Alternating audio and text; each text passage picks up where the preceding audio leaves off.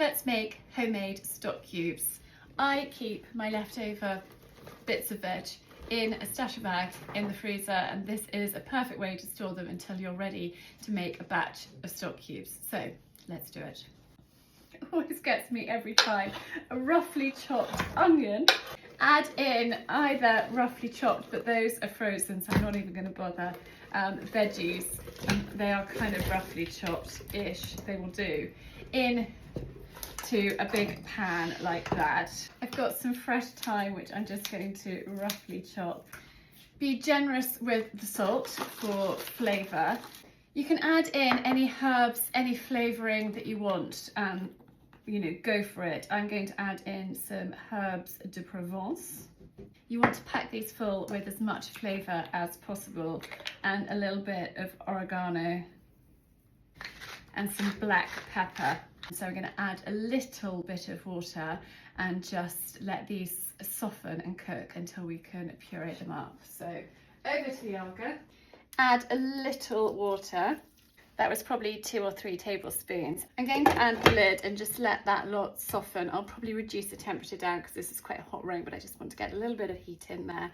I thought it would be a good idea to check what was in the fridge to see whether anything else needed using up, and I found some celery and half a shallot, so that is going in too.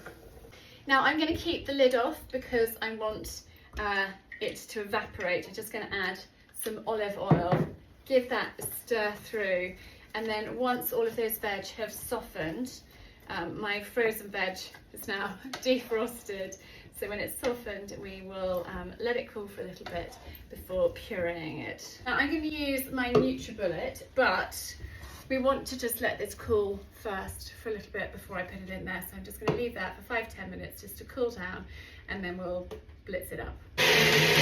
Line a baking tray with some greaseproof paper and just tip your content out.